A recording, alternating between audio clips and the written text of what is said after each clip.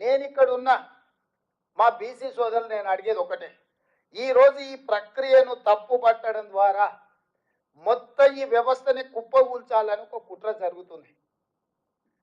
మనోళ్ళు కూడా తెలిసి తెలియక ఏదైనా చిన్నది పెద్ద తప్పు జరిగితే మేము సరిదిద్దుకుంటామను, లేకపోతే అవునా అట్లా జరిగిందా అని మన దాంట్లో ఉన్నోళ్ళే వాళ్ళ అతి తెలివితేటలు ప్రదర్శించి, లేకపోతే వాళ్ళ గుర్తింపు కోసం ఈ లెక్కలు తప్పను, దీన్ని అట్లా చేయండి అను, దీన్ని ఇట్లా చేయండి అను, ఇట్లా మాట్లాడడం ద్వారా 1931లో బ్రిటిషర్స్ తర్వాత మండల్ కమిషన్ కూడా వాళ్ళు ఇచ్చిన నివేదిక బ్రిటిషర్స్ ఇచ్చిన లెక్క మీదనే బేస్ అయి మండల్ కమిషన్ ఆ రోజు నివేదిక ఇచ్చింది.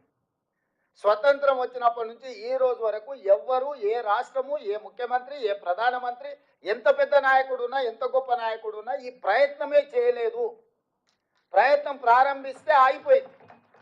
2011లో మన్మోహన్ సింగ్ గారు ఉన్నప్పుడు సోనియా గాంధీ గారు ఆదేశాలు ఇచ్చారు, డేటా కలెక్ట్ చేసిండ్రు, కానీ దాన్ని టేబుల్ చేయనీయలే.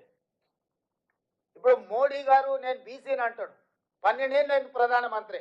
ఆనాడు కాంగ్రెస్ పార్టీ ఇచ్చిన నివేదికను బయట పెట్టమని ధైర్యం ఉంటే, బీసీల పట్ల ప్రేమ ఉంటే బండి సంజయ్ గారిని ఈరోజు ఆ నివేదికను బయట పెట్టించమని మనం సేకరించిన 2011 ఒక ప్రయత్నం చేసింది కాంగ్రెస్ పార్టీ. ఆ వివరాలు ఉన్నాయి కేంద్ర ప్రభుత్వం దగ్గర. Ask them to table that details. చెయ్యరు. ఎందుకు అని అంటే ఒక్కసారి లెక్క తెలిస్తే లెక్క ప్రకారం వాటా అడుగుతారు, కోటా అడుగుతారు. ఒక్కసారి అడగడం మొదలు పెడితే ఇయ్యాల కాకపోతే రేపైనా అది అమలు జరుగుతుంది. ఓవర్ నైట్ ఒకటే రోజు జరగకపోవచ్చు. స్వతంత్రం అడగంగానే వచ్చిందా? కొట్లాడంగా వచ్చింది. తెలంగాణ రాష్ట్రం ఒకటేసారి వచ్చిందా? ఎన్నో సంవత్సరాలు కొట్లాడితే తెలంగాణ రాష్ట్రం వచ్చింది. ఇవాళ ఈ బీసీ లెక్కలు కూడా ఓవర్ నైట్ రాలే. కొన్ని ఏళ్ళ నుంచి కొట్లాడుతున్నారు సంఘాలు, నాయకులు, వీళ్ళు కొన్ని దశాబ్దాల నుంచి అడుగుతూనే ఉన్నారు. యూనివర్సిటీలలో బీసీ రిజర్వేషన్లు లేకపోతే ఆనాడు తీసేస్తే హనుమంతరావు గారు పోయి సోనియా గాంధీ గారిని మాట్లాడి అమెండ్మెంట్ తీసుకొచ్చి యూనివర్సిటీల రిజర్వేషన్లు ఇచ్చారు. శివశంకర్ గారు ఉన్నప్పుడు ఈ యొక్క జాతుల కోసం ఇందిరాగాంధీ గారి కాడి నుంచి కేంద్ర ప్రభుత్వం మీద ఒత్తిడి తీసుకొచ్చి ఎన్నో ప్రయోజనకరమైన అంశాలను పొందుపరిచారు. ఏది కూడా ఒక్కరోజు రాత్రి ఊరికే రాదు. కొట్లాడి సాధించుకునేవి మిగిలినాయి. ఇవాళ ఎన్నో ఏళ్ళ నుంచి కొట్లాడుతున్నది, ఎంతో దీర్ఘకాలికంగా వాయిదా పడుతున్న ఒక డిమాండ్ను ఈరోజు మనం సక్సెస్ఫుల్గా దీన్ని ముందుకు తీసుకెళ్తున్నాము. దాంతో ఇందులో పాల్గొనని వాళ్ళు, ఇదంటే ఇష్టం లేని వాళ్ళు, ప్రధానంగా రాజకీయాలలో బీఆర్ఎస్, బీజేపీ. ఈరోజు కాంగ్రెస్ పార్టీ ఒక రాష్ట్రంలో చేపట్టిన ఈ ప్రక్రియ 100% న్యాయపరంగా, చట్టపరంగా, అధికారికంగా ఈ నివేదికని ఈరోజు మనం తయారు చేసినాము. ఒక్కసారి అఫీషియల్గా ఈ రాష్ట్ర ప్రభుత్వం చేసిన నివేదిక కోర్టు ముందల నిలబడ్డది అని అంటే ప్రతి రాష్ట్రంలో ఈ డిమాండ్ వస్తుంది, ప్రతి రాష్ట్రంలో చేయాల్సిన పరిస్థితి వస్తుంది. అన్ని రాష్ట్రాలలో ఈ డిమాండ్ చేస్తే దేశం మొత్తంలో అమలు చేయాల్సి వస్తుంది. దేశం మొత్తంలో ఎప్పుడైతే అమలు చేస్తారో బీజేపీ పార్టీలో ఆధిపత్యం వహిస్తున్న 1-2 సామాజిక వర్గాలకు ఇది తీవ్ర విఘాతం కలుగుతుంది. తెర వెనకాల ఉండి కానీ, తెర ముందలుండి కానీ బీజేపీలో ఉన్న 1-2 పెద్ద అధికారాన్ని చెలాయించే సామాజిక వర్గాలకు ఇది గుదిబండగా మారుతుంది. అందుకే బీజేపీ కాంగ్రెస్ చేసిన ప్రక్రియను తప్పుపట్టి ఏ లెక్క లేకుండా చేయాలని చూస్తున్నారు.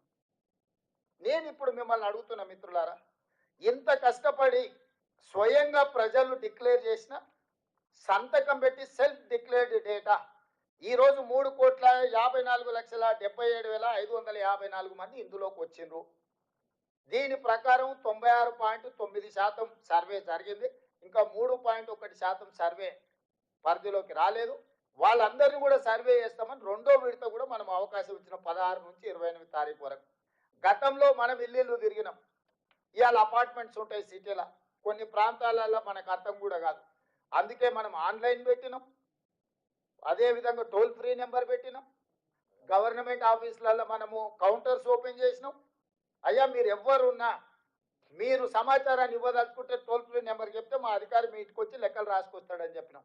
ఒకవేళ అట్లా కాదు, మీరు చదువుకున్న వాళ్ళు, సాఫ్ట్వేర్ ఇంజనీర్లు, డాక్టర్లు, లాయర్లు అయితే ఆన్లైన్లో మీరు ఎన్రోల్ చేయించండి, ఆన్లైన్ అవైలబిలిటీ ఇచ్చినాం. అదేవిధంగా మీరు పోత గవర్నమెంట్ ఆఫీస్కి వచ్చి కూర్చొని మీరు నమోదు చేయించుకోవడం అంటే గవర్నమెంట్ ఆఫీస్లో కూడా పెట్టినాం. ఇంతకంటే పారదర్శకంగా ఈ రాష్ట్రంలో ఈ దేశంలో ఎక్కడైనా జరిగిందా? ఇంత పారదర్శకంగా మనం చేస్తున్నా చంద్రశేఖరరావు గారు, హరీష్ రావు గారు, తారక రామారావు గారు ఇప్పటి వరకు నమోదు చేయించుకోలే. ఎందుకు వీళ్ళు నమోదు చేయించుకుంటలేరు? ఏంది కారణం? వాళ్ళందరూ నమోదు చేయించుకుంటే మీ లెక్క తెలుస్తుంది, వాళ్ళ లెక్క తెలుస్తుంది. 50% పైన ఉన్న మీ లెక్క తెలుస్తుంది, 1% ఉన్న వాళ్ళ లెక్క తెలిస్తే రేపు పొద్దుగాల మీరు అడుగుతారు కదా. పోయిన మంత్రివర్గంలో ఎవరెవరు ఉన్నారు? చంద్రశేఖరరావు, హరీష్ రావు, తారక రామారావు, దయాకర్ రావు, వినోద్ రావు, ఎంతమంది మంత్రులు ఉన్నారు? మీరు అడుగుతారు కదా. 1% ఉంటే మీరు గన్ని తీసుకుంటే మరి 50% పైన ఉన్న మరి మా సంగతి తెలుసారని మీరు లెక్కలు అడుగుతారని. ఎట్టి పరిస్థితుల్లో ఈ లెక్క అనేది ముద్ర కాకూడదు, ఈ లెక్క అనేది జరగకూడదు. జరగకూడదు అంటే ఈ లెక్కనే తప్పుడు లెక్క అని చెప్పి మన మీద